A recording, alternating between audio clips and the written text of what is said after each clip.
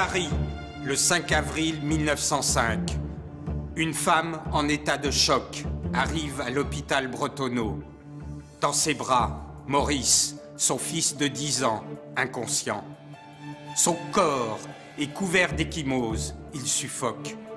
Dans les couloirs, la jeune femme répète que c'est Jeanne Weber, sa belle-sœur, la nourrice de la Goutte d'Or, qui a voulu tuer son fils. Jeanne lui a gentiment proposé de garder le petit. À son retour, elle trouve Maurice s'étouffant sur le lit. L'interne de service est formel. Il constate des traces de strangulation sur le cou de l'enfant. Il prévient la police. Jeanne Weber est arrêtée. Une enquête est ouverte. Jeanne Weber a très bonne réputation. Les mères ont confiance en elle et lui confient sans crainte leur progéniture. Mais depuis quelque temps, le bruit court. On meurt beaucoup dans l'entourage de Jeanne. Celle que l'on surnomme l'ogresse de la Goutte d'Or va déchaîner les passions de la France entière. Stéphane Bourgoin, le spécialiste des grands criminels, les a rencontrés aux 4 coins de la planète. Ils nous racontent leur histoire.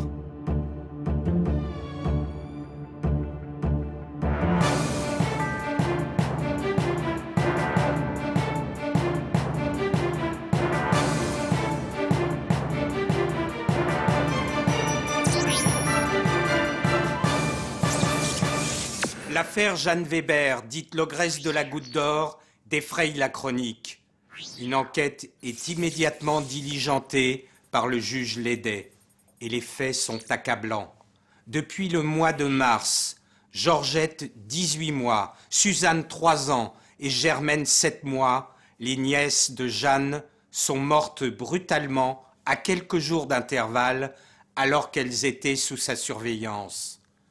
À la même période, le propre fils de Jeanne décède subitement. Il était le dernier à survivre. Jeanne avait auparavant perdu ses 2 fillettes en bas âge. Troublé par l'accumulation de décès suspects, le juge d'instruction ordonne une autopsie des corps. Il fait arrêter la nourrice qui lui semble étrange. Pourtant, le rapport d'expertise conduit par un éminent professeur de médecine légale parisien, le docteur Thoineau, l'atteste. Ces enfants sont décédés de mort naturelle. Tout est remis en question. La presse s'empare de l'affaire. L'opinion publique se passionne pour cette histoire. Qui est Jeanne Weber? La rumeur enfle. Est-elle la victime de coïncidences malheureuses? Le sort s'acharne-t-il sur elle? Ou Jeanne est-elle une tueuse d'enfants, celle que certains surnomment déjà l'ogresse de la Goutte d'Or? Le 24 janvier 1906 s'ouvre le procès aux assises.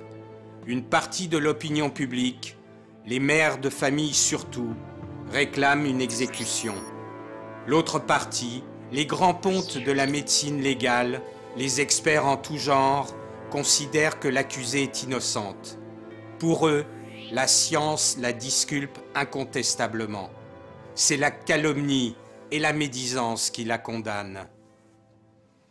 L'éminent professeur Thoineau dépose en faveur de l'accusé. Les autopsies ne révèlent absolument rien de suspect. Le talent du célèbre avocat Maître Henri Robert fait le reste. Jeanne Weber est acquittée. Bénéficiant du doute, la nourrice ressort libre du tribunal. Lorsqu'elle descend les marches du palais de justice, elle est même acclamée par la foule. On la présente dans les journaux de faits divers comme une terrible victime de l'acharnement judiciaire. Tout le monde a changé de camp. L'affaire se tasse. Jeanne se fait oublier et se retire à Villedieu, un petit village près de Châteauroux dans l'Indre. À quelques kilomètres de là, dans le bourg de Chambon, Jeanne fait la connaissance d'un veuf d'une 50aine d'années, Sylvain Bavouzet. L'homme est un modeste agriculteur, un père de famille, élevant seul ses enfants. Il connaît Jeanne par les journaux interposés. Il a suivi son affaire avec passion, convaincu depuis le début de son innocence. Attendri par son sort, il décide de la prendre sous son aile.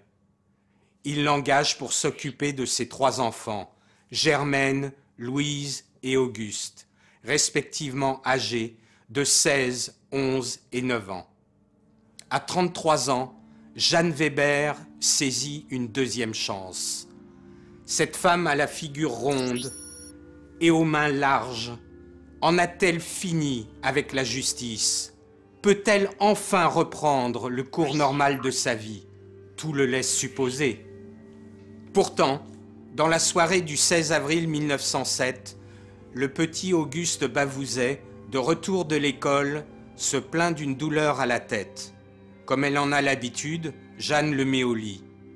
Au lever du jour, l'état de santé du garçon s'est gravement détérioré. Il râle, suffoque avant de rendre l'âme. Il meurt dans la journée. Le médecin du village, le docteur Papazoglou, vient constater le décès. Il signale dans son rapport la présence d'un sillon suspect autour du cou de la victime. Cet élément d'information remonte jusqu'au parquet de Châteauroux. Le docteur Audia, mandaté par le juge d'instruction Bello, réalise un nouvel examen. Il reconnaît effectivement une trace suspecte autour du cou. Mais pour lui, ce n'est rien d'autre qu'une meurtrissure laissée par un col de vêtements trop serré. L'affaire est sur le point d'être classée. Mais, quelques jours plus tard, le 22 avril, Germaine, 16 ans, fille aînée de Bavouzet, se rend à la gendarmerie de Villedieu. Elle est tremblante de peur et dit craindre pour sa vie. Elle a des révélations à faire, des révélations extrêmement importantes. Les gendarmes la calment, la font asseoir. La jeune femme raconte, horrifiée. Elle sait que la nourrice hébergée par son père n'est autre que la fameuse Jeanne Weber, l'ogresse de la Goutte d'Or. Elle l'accuse d'avoir assassiné son frère. C'est elle qui a étouffé mon petit frère Auguste. J'ai remarqué qu'il avait des taches au cou, comme si on l'avait serré. Il n'en faut pas plus pour relancer l'affaire. C'est un nouveau revirement pour Jeanne Weber.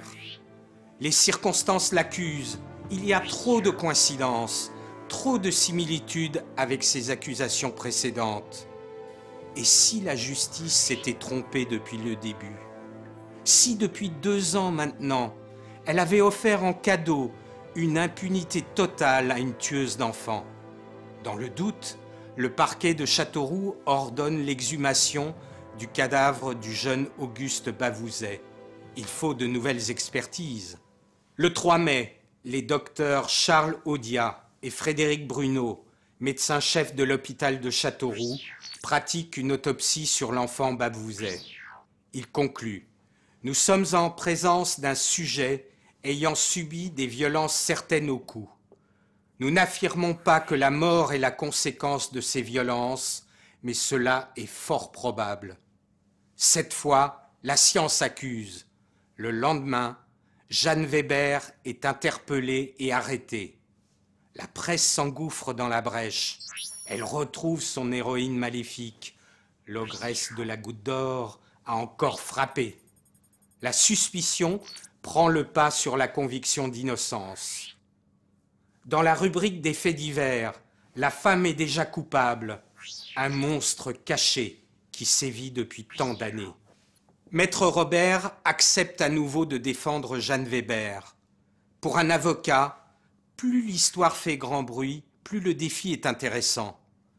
Une renommée assurée, surtout si l'accusé est encore acquitté. La bataille judiciaire qui se joue est avant tout une bataille d'experts.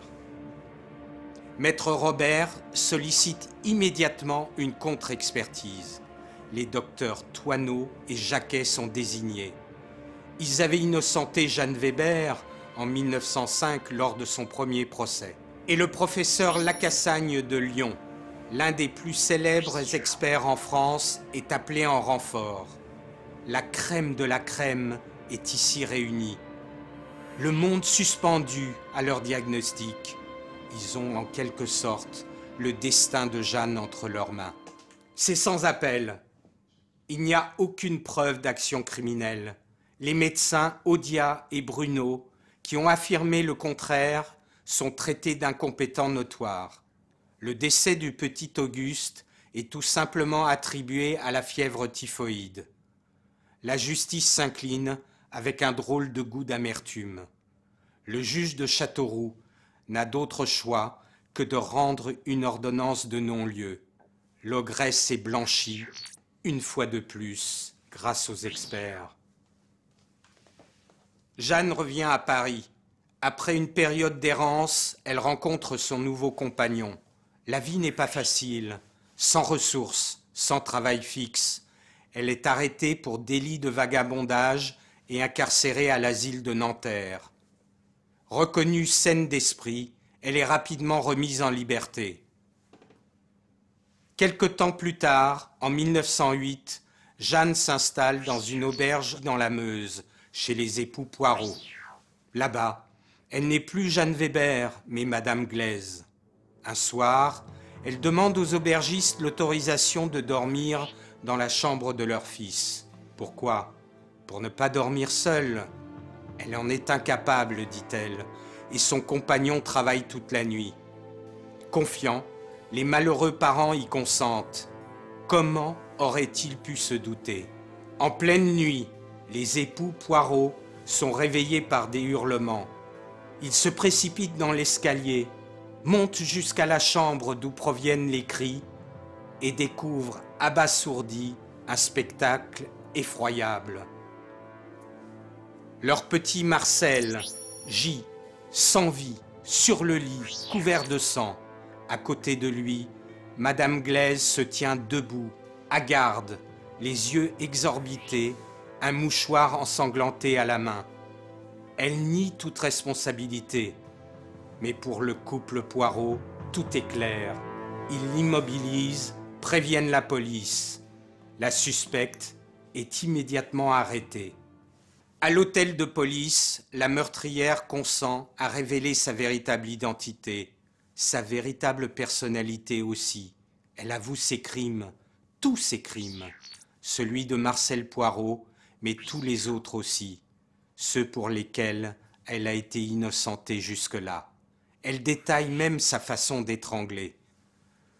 2 ans après son premier procès, Jeanne Weber est de nouveau jugée. Enfin reconnue coupable de crimes sur enfants. La prétendue victime d'acharnement judiciaire, endosse son surnom d'ogresse de la Goutte d'Or. On lui impute 10 meurtres en tout, dont ceux de ses 3 enfants. Cette fois, elle ne s'en sortira pas. Elle est déclarée folle le 25 octobre 1908, irresponsable de ses actes. Elle est enfermée en hôpital psychiatrique, à Marville près de Nancy, puis à l'asile d'aliénés de Bar-le-Duc. En 1918, elle y meurt lors d'une crise de démence. Comment la justice a-t-elle pu laisser courir si longtemps l'ogresse de la Goutte d'Or? Qui est responsable? Les grands experts? La presse? La police? Sans aveu, qui sait si l'on aurait véritablement découvert toute la vérité?